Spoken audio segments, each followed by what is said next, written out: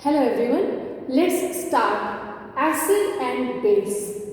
Here we will discuss how to distinguish acid and base. So first of all, as you are observing here, board पे आप देख पा रहे हैं लिखा है by taste. ये मेथड केमिस्ट्री लैब में अलाउड नहीं है, ठीक है? फिर भी ये एक बेसिक कॉन्सेप्ट है जो हमको पता होना चाहिए. क्लियर? सॉर टेस्ट है अगर सब्सटेंस का, इसका मतलब वो एसिड है, और अगर बिटर टेस्ट है, सोपी फीलिंग है, तो वो बेस है. क्लियर? आगे देखिए, सेकंड मेथड आप यहाँ देख पा रहे हैं बाय यूजिंग इंडिकेटर्स. हम एसिड और बेस को डिस्टिंग्विश करने के लिए हमारे पास बहुत सारे इंडिकेटर हैं. जैसा मैंने यहाँ पहला लिखा है लिटमस पेपर, आप सब फेमिलियर हैं इससे. Blue litmus turns to red means acid and red litmus turns to blue means base. Second phenolphthalein है. आपको मालूम है फिनोप्थलीन का कोई ऐसा स्पेसिफिक कलर नहीं है, कलरलेस लिक्विड है. एसिड के साथ ये कलरलेस होता है, लेकिन बेस के साथ ये पिंक कलर देता है. अकॉर्डिंगली आप एसिड बेस को फिनोप्थलीन के यूज से आइडेंटिफाई कर सकते हैं. थर्ड इंडिकेटर आप यहाँ देख रहे हैं लिखा है मिथाइल ऑरेंज. ये एसिड के साथ रेड कलर देता है और बेस के साथ येलो कलर. लेकिन अगर कोई एसिड बहुत ज़्यादा वीक एसिड है तब आपको इसका कलर कुछ ऑरेंज टाइप का मिलता है. ठीक है. नेक्स्ट, वैसे इनके अलावा अगर आप एसिड और बेस को उसकी स्ट्रेंथ को कंपेयर करना चाहते हैं तो आपने ज़रूर सुना होगा पीएच पेपर. हम पिछले वीडियो में डिस्कस कर चुके हैं. पीएच पेपर से या उसके वैल्यू से आप अलग अलग पीएच पेपर को डाल के उससे टैली करके मैच करके आप देख सकते हैं कि कितने पीएच का वो सॉल्यूशन है. अकॉर्डिंगली वो अगर एसिड है तो कितना स्ट्रॉन्गर एसिड है, और अगर बेस है तो कितना स्ट्रॉन्गर बेस है. ठीक है.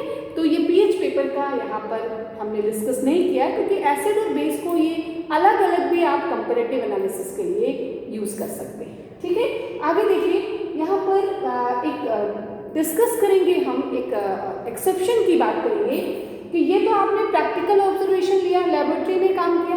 अगर थ्योरेटिकली हम इस बात को डिस्कस करें, डिफरेंस करना चाहें, तो क्या हमारे पास क्लूज हैं. ठीक है. देखिए, आर्हेनियस थ्योरी इसके हिसाब से H+ डोनर एसिड होगा और OH- डोनर बेस होगा. अकॉर्डिंगली आप एग्जाम्पल देख सकते हैं, जैसे HCl, जैसे मान लीजिए NaOH. ये दो एग्जाम्पल मैंने यहाँ लिख दिया. ये एसिड होगा, ये बेस होगा. लेकिन एक सिंपल सा एक्सेप्शन देखिएगा, यहाँ पर BF3 लिखा है मैंने. क्या ये कंपाउंड H+ दे सकता है या OH- दे सकता है? नहीं. फिर इस कंपाउंड का एसिडिक और बेसिक नेचर आप कैसे निकालेंगे? इस थ्योरी से तो नहीं बता पाएंगे. सिमिलरली अगर NH3 लेते हैं आप, तो NH3 फिनोप्थलीन के साथ ये प्रूफ करता है कि ये बेस है, लेकिन ये OH- नहीं दे सकता है. ऐसे केसेस में हमारी जो आर्हेनियस थ्योरी है उसकी कुछ लिमिटेशन हो जाती हैं, और इसलिए हम एक दूसरी थ्योरी डिस्कस करेंगे. कौन सी? Conjugate acid base theory. इस थ्योरी को समझिए. यहाँ पर आपको ये क्लियर समझ में आएगा कि कॉन्जुगेट मतलब किसी के साथ. अगर आपको किसी कंपाउंड को एसिडिक या बेसिक प्रूफ करना है तो आपको उसका एक दूसरा कंपोनेंट लेना पड़ेगा. कैसे? देखिए, अगर हम NH3 का एग्जाम्पल लेके चलते हैं, तो NH3 के 2 मोल्स ले लिया हमने. यहाँ पर इसको डिस्कस करें.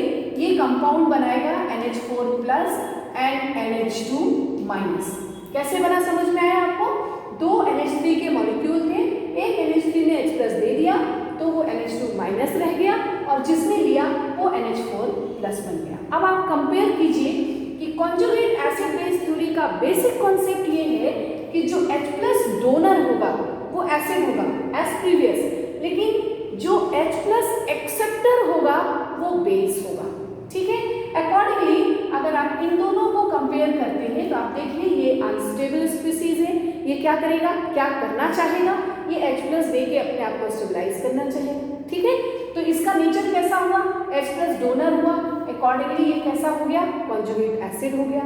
और यहाँ देखिए ये NH3, क्योंकि अब ये इसके कंपेयर में H+ एक्सेप्टर हो सकता है, तो ये क्या हो जाएगा? कॉन्जुगेट बेस हो जाएगा. सिमिलरली इन दोनों कंपोनेंट को कंपेयर कीजिए आप. ये एनिड स्पीसीज है, अनस्टेबल है. ये क्या चाहेगा कि कहीं से भी इसको एक H+ मिल जाए और ये अपना चार्ज न्यूट्रल कर ले और स्टेबल हो जाए, मतलब इसका H+ एक्सेप्टिंग नेचर होगा, मीन्स ये कॉन्जुगेट बेस। और यहाँ देखिए ये NH3 हो जाएगा कॉन्जुगेट एसिड इसके रिस्पेक्ट में। तो ये हमने NH3 को एसिड और बेस के फॉर्म में क्लियर किया कि एक मॉलिक्यूल किस तरह से एसिडिक या बेसिक जस्टिफाई किया जा सकता है। H+ donor will be acid और H+ acceptor will be base as per this theory. इस थ्योरी को ब्रॉन्स्टेड और लॉरी ने दिया था, इसलिए कई बार आप ब्रॉन्स्टेड लॉरी थ्योरी के नाम से भी इसको पाएंगे। ठीक है, चलिए अब हम एक और डिस्कशन करते हैं। BF3 जो मैंने अभी एक एक्सेप्शन डिस्कस किया था, उसके लिए आप कैसे प्रूफ करेंगे कॉन्जुगेट एसिड और बेस, उसके लिए एप्लीकेबल नहीं है। तब आपको एक 5th नंबर की थ्योरी पढ़नी पड़ेगी और वो थ्योरी होगी Lewis theory, Lewis acid base theory. इस थ्योरी को समझने के लिए आपको एक बार लुईस डॉट स्ट्रक्चर रिकॉल करना पड़ेगा। ये आपको मालूम है कि वैलेंस शेल के इलेक्ट्रॉन को रिप्रेजेंट करने के लिए आप लुईस डॉट थ्योरी बनाते हैं, डॉट स्ट्रक्चर बनाते हैं। ठीक है, चलिए हम BF3 को ही लेके यहाँ समझेंगे। लुईस थ्योरी के हिसाब से जो इलेक्ट्रॉन पेयर एक्सेप्टर होगा वो एसिड होगा और जो इलेक्ट्रॉन पेयर डोनर होगा वो बेस होगा। अब हम इसको जस्टिफाई करने जा रहे हैं। आप देखिएगा हम यहाँ पर लुईस थ्योरी का कॉन्सेप्ट डिस्कस करेंगे। ठीक है, देखिए BF3 इसका हम लुईस डॉट स्ट्रक्चर बनाए तो B के वैलेंस शेल में कितने इलेक्ट्रॉन बनाएंगे आप? 3, क्योंकि बोरॉन का एटॉमिक नंबर 5, 2 और 3। अब इसके 3 रिंग डिस्कस कीजिए। फ्लोरीन के वैलेंस शेल में 7 इलेक्ट्रॉन, आप देख सकते हैं इसका ऑक्टेट कंप्लीट हो गया। और यही कंडीशन हम तीनों फ्लोरीन के लिए रिपीट करेंगे और आप देख पाएंगे कि तीनों फ्लोरीन ने अपना ऑक्टेट कंप्लीट कर लिया इलेक्ट्रॉन शेयरिंग के बाद। ठीक है, अब यहाँ देखिए बोरॉन का ऑक्टेट कंप्लीट नहीं हुआ। बोरॉन के पास कितने इलेक्ट्रॉन हुए? टोटल 6 इलेक्ट्रॉन हुए, 3 उसके पास थे और 3 शेयरिंग से मिल गए। मतलब इसका नेचर कैसा है? ये इलेक्ट्रॉन पेयर एक्सेप्टिंग नेचर का है और क्योंकि ये इलेक्ट्रॉन पेयर एक्सेप्टर है इसलिए इसका नेचर क्या होना चाहिए? एसिडिक होना चाहिए। और क्योंकि ये थ्योरी हमने लुईस के हिसाब से एक्सप्रेस की है इसलिए ये लुईस एसिड होगा।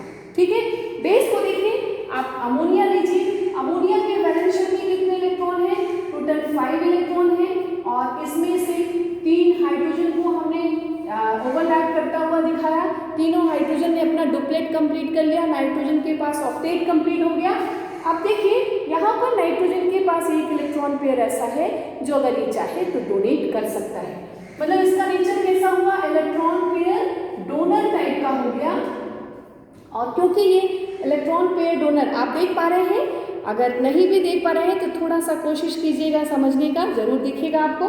इलेक्ट्रॉन पेयर अगर ये डोनर है तो डेफिनेटली ये क्या होगा?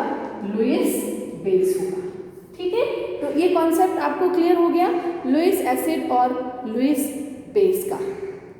क्लियर?